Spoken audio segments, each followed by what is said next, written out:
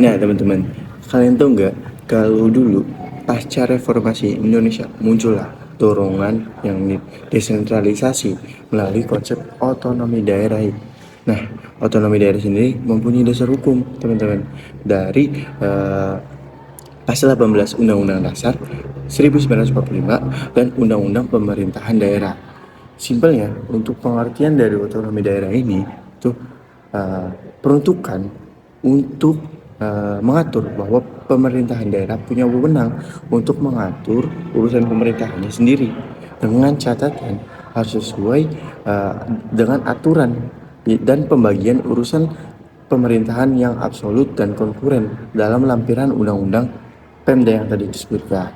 Nah, tujuan dan alasan kenapa sih harus ada otonomi daerah? Nah, tujuannya itu untuk mempercepat pembangunan, meningkatkan pelayanan publik bagi masyarakat yang nantinya output yang diharapkan atau keluaran hasil yang diharapkan itu untuk mensejahterakan para rakyat di daerah sendiri-sendiri.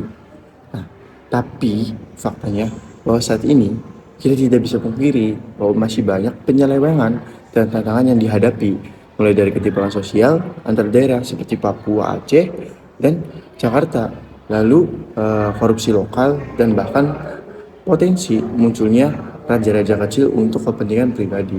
Setelah itu kita punya implementasi yang tepat seperti di Kabupaten Banyuwangi, lalu ada di Kota Surabaya, Provinsi Bali, Nusa Tenggara Madiun, dan Kabupaten Gorontalo.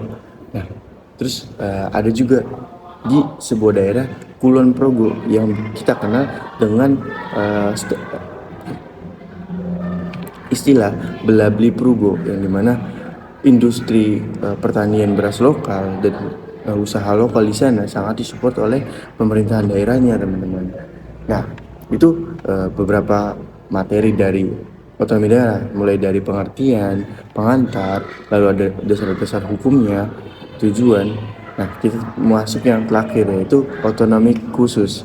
Nah, simpelnya otonomi khusus itu lebih mirip dengan otonomi daerah, tapi dengan ada tambahan, yaitu diperuntukkan untuk menghormati adat dan budaya di tempat tersebut, seperti pada di Jogja dengan keratonnya, lalu di Aceh dan dengan kesultanannya.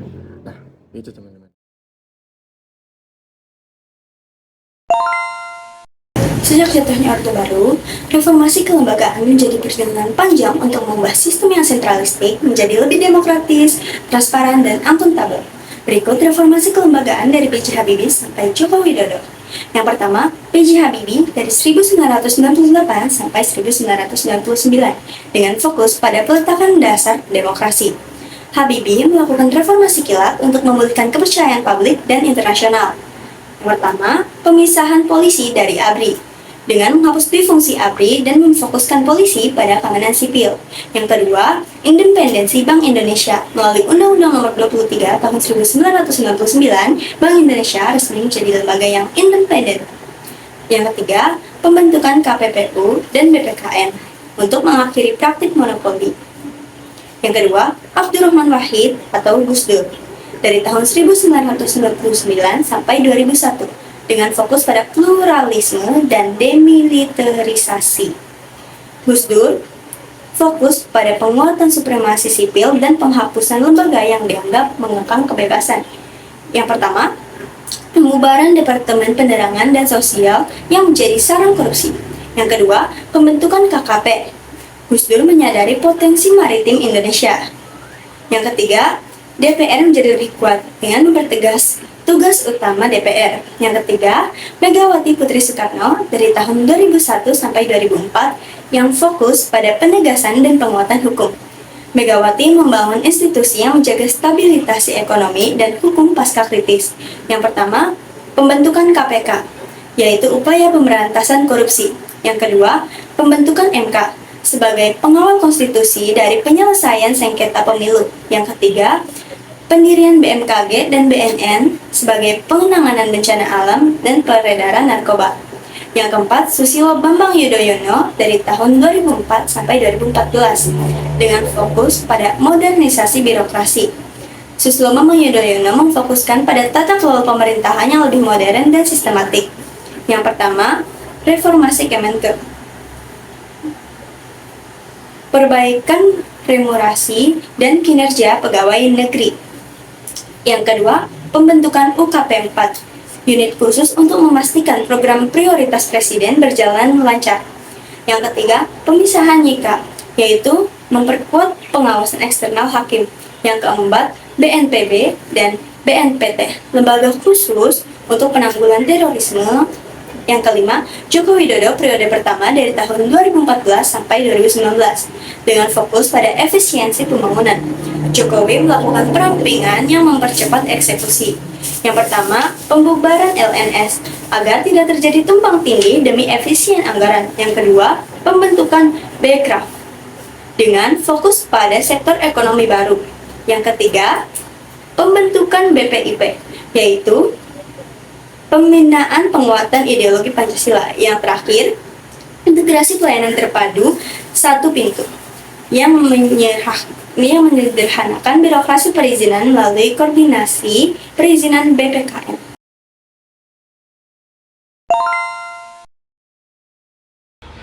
Berikut adalah rincian lembaga struktural dan non-struktural yang dibentuk oleh masing-masing presiden. Penting untuk dicatat ya bahwa pada era awal reformasi fokusnya adalah membentuk lembaga baru untuk checks and balance atau pengawasan dan keseimbangan. Sedangkan di era Jokowi fokusnya adalah perampingan. Kita mulai dari B.J. Habibie pada tahun 1998 hingga tahun 1999. Beliau ini fokusnya adalah transisi demokrasi dan penyelamatan ekonomi.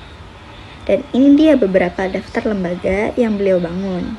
Ada KPPU atau Komisi Pengawas Persaingan Usaha yang tugasnya membongkar praktik monopoli warisan Orde Baru. Lalu ada BPPN, semacam tim penyelamat ekonomi darurat. Dan yang paling penting ada KPU atau Komisi Pemilihan Umum yang independen yang jadi jantungnya pemilu demokratis pada tahun 1999. Semua ini adalah langkah darurat tetapi fundamental banget. Selanjutnya ada Abdul Rahman Wahid atau Gus Dur pada tahun 1999 sampai 2001. Fokus beliau adalah memperkuat peran sipil militeristik yang lama dan yang penting membalikan pengakuan pada sektor-sektor masyarakat yang selama ini nggak dianggap. Lembaga yang beliau bentuk mencerminkan visi misinya banget. Pembentukan Departemen Eksplorasi Laut yang kita kenal sebagai KKP atau Kementerian Kelautan dan Perikanan itu sinyal besar bahwa Indonesia akhirnya sadar akan potensi maritimnya. Lalu Ombudsman didirikan untuk kasih rakyat jalur langsung untuk mengeluh soal pelayanan publik. Selanjutnya ada KHN atau Komisi Hukum Nasional yang memberikan masukan reformasi hukum. Lalu ada KSKP atau Komisi Pemeriksaan Kekayaan Penyelenggara. Ini tujuannya cikal bakal bidang pencegahan di KPK. Setelah Gus Dur, masuklah era Megawati Soekarno Putri pada tahun 2001 hingga 2004. Fokusnya pilar-pilar penegakan hukum yang paling kokoh yang sebagian besar masih berjalan hingga sekarang. Dan pilar-pilar ini benar-benar raksasa, bukan main-main. Pembentukan KPK atau Komisi Pemberantasan Korupsi itu dijadiin changer, peran melawan korupsi. Lalu ada Mahkamah Konstitusi atau MK yang didirikan sebagai penjaga gawang tertinggi konstitusi kita. Lalu ada Komisi Yudisial yang tugasnya mengawasi perilaku hakim, dan ada PPATK atau Pusat Pelaporan dan Analisis Transaksi Keuangan. Selanjutnya ada BMKG atau Badan Meteorologi, Klimatologi, dan Geofisika yang sekarangnya ditingkatkan statusnya menjadi LPNK atau Lembaga Pemerintah Non-Kementerian. Lalu ada BNN atau Badan Narkotika Nasional yang awalnya melalui Kepres nomor 17 pada tahun 2002. Itu semua adalah warisan lembaga yang sangat kuat di periode ini.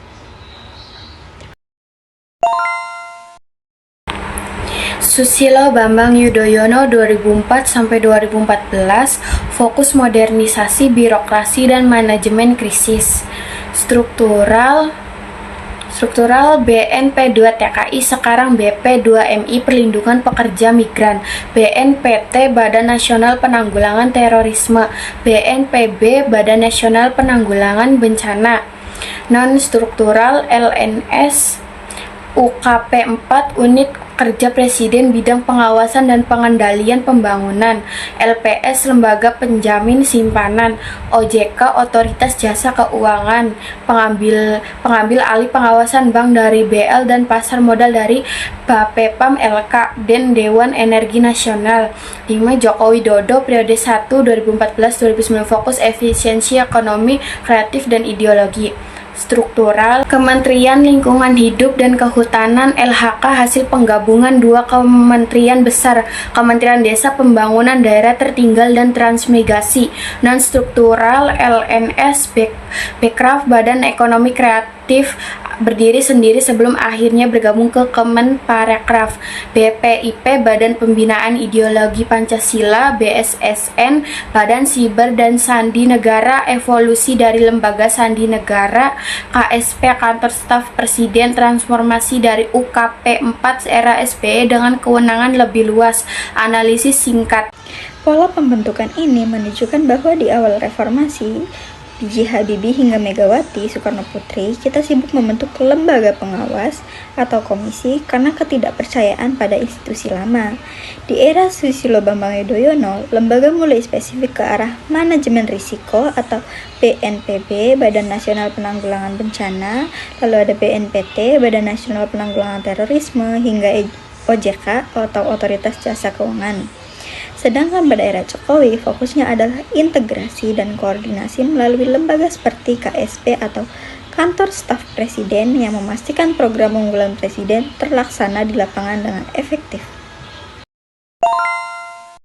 B.J. Habibie 1998-1999. Habibie meratifikasi Konvensi LO 087 Kebebasan Berserikat melalui Kepres 083 atau 1998 dan Konvensi ILO 081 tentang pengawasan ketenagakerjaan.